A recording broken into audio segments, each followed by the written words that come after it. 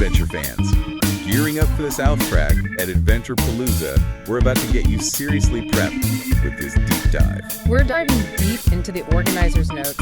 Think of it as like a pre-ride pep talk from the people who know this course best. And we're talking straight from the source here, working with a copy of South Track Notes 2024.pdf. And trust me, these notes are gold. Yeah, this isn't just your average turn-by-turn guide. This is the good stuff.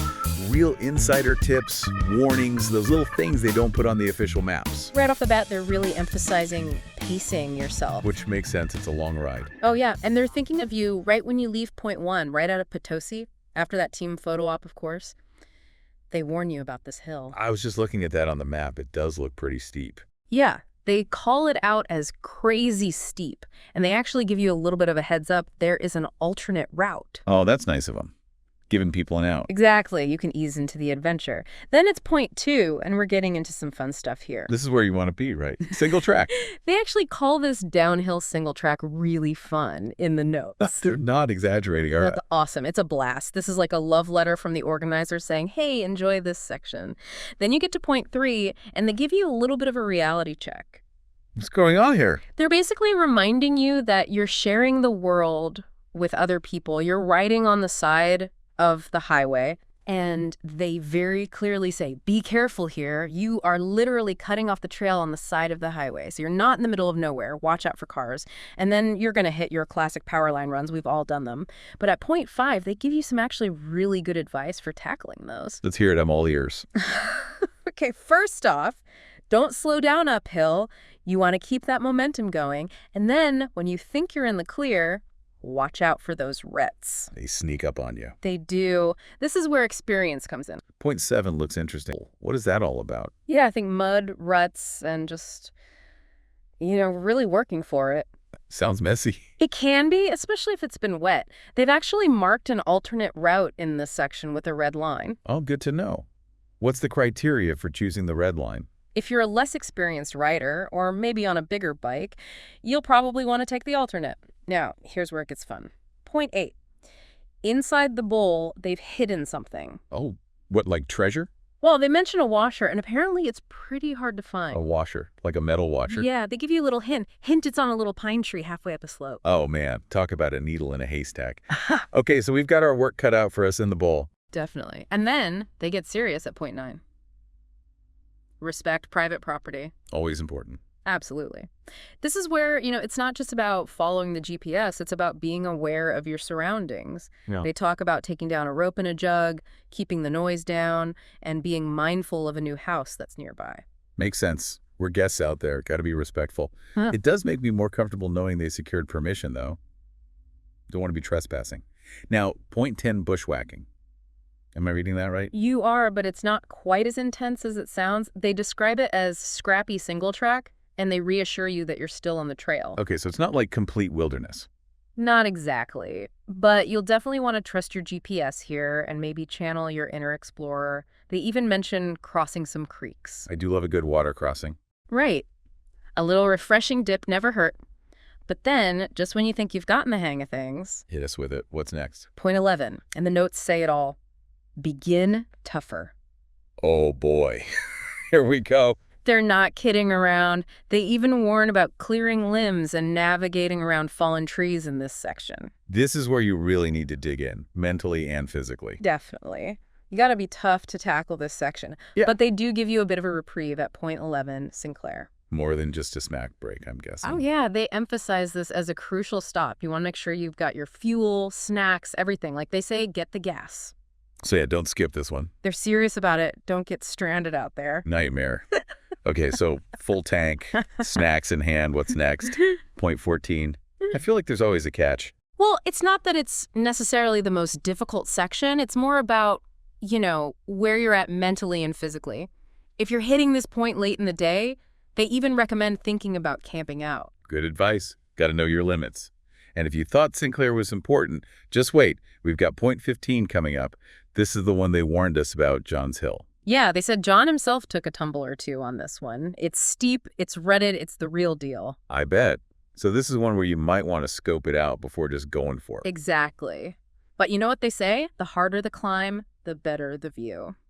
Speaking of which, Point 16 Yellow Dog Adventures Trail. This is a highlight for sure. Oh, yeah. Tell us more. They rave about this section. Beautiful creek, nice place to take a break, maybe do some camping. Okay, so make sure you're well rested and take it all in because it sounds amazing. But the journey isn't over yet, right? Nope. Still got miles to go. And I'm sure the organizers have a few more tricks up their sleeves. Always. They mention another important stop at Point 17, the GNS station at Bunker. Oh, yeah. They did say something about that. It's not just a gas station, right? Not at all. They specifically call out the food, so you know it's got to be good. After all that riding, I'd be starving. Me too. And here's the thing. Point 18 is where the whole ride changes. This is where they announce everything from here on is northward trending, and nothing is as long or exhausting single track as what you have come through. Music to my ears. So the toughest stuff is behind us. It sounds like it. They want you to have a little more fun on this last stretch. And when I say fun, I mean... Don't tell me. More bushwhacking. You got it. A short area marked bushwhack. No real trail here. Just you, your GPS, and your sense of adventure. Now that's what I'm talking about. How do they even mark it? Smoke signals. They did mention building a cairn and using orange zip ties to mark the way, but still, it sounds like a true test of your navigational skills. They even call it the Dale and John option. Makes it sound like we're about to walk into their office. And they're going to give us a choice, the easy way or the hard way. Which, knowing these two, is probably still pretty tough. Oh, absolutely. But they also know that some people might be running low on time or energy, so they do offer a shortcut option. Okay, what's the catch? The catch is, it sounds like you'll miss out on some of the best parts of the ride. Their words. If you want to skip 2 checkpoints and have less fun, you could probably make your own workaround going up the road where this graphic has question marks. Ouch. They're not holding back. They really want you to experience it all. What about those riders who are ready for a change of pace, though? Some smooth sailing, maybe? Well, the good news is the rest of the ride is all about soaking in the scenery and enjoying the ride. They even use phrases like fast and easy and scenic gravel to describe the final stretch. Yeah, time to relax and enjoy the ride. Exactly. And at point 19, they throw in a little treat for you. Swiss meats. Swiss meats? What is that, some sort of deli? Kind of. It's this place they make all kinds of jerky and processed meats. Oh, interesting. So a good place to stock up on snacks. Exactly. And it's family run, so you know it's got to be good. Love it. Okay, what else do we have as we make our way to the finish line? Any more surprises? At point 20, they highlight the town of Herman. They say it's a really scenic ride into town. Perfect time to snap some photos, soak it all in. Yep. And then at point 21, they throw in one last water crossing just to keep things interesting. Got to earn that finish line. Right. Checkpoint 28, by the way, for those keeping track. And then point 22, guess what? You made it to Palooza. That feeling when you finally arrive, it's incredible. All those miles, all those challenges, all worth it. They even throw in a little woodsy fun trail riding on the way into the finish, just for good measure. Nice. Gotta love a good finale. Yeah. And of course, don't forget that arrival photo at checkpoint, #30. The bragging rights are key. You know, it's really inspiring to see the level of detail they put into planning this ride. Absolutely. It's clear they're not just organizing an event, they're creating an experience. Exactly. Oh. They want you to feel challenged, yes, but also rewarded and connected to this amazing community. Well said. So to everyone out there getting ready to take on the South Track, embrace the challenge, enjoy the ride, and take in all the moments, big and small. And if you happen to see John out there, give him a heads up about that hill, will you? Safe travels, everyone.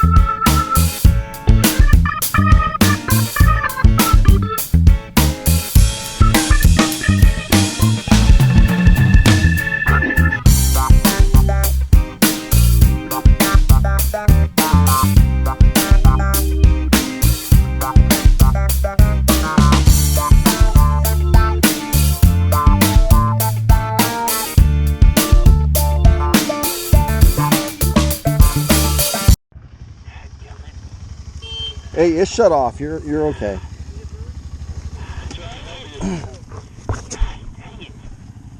Hey, you got it shut off. I think you're gonna be okay.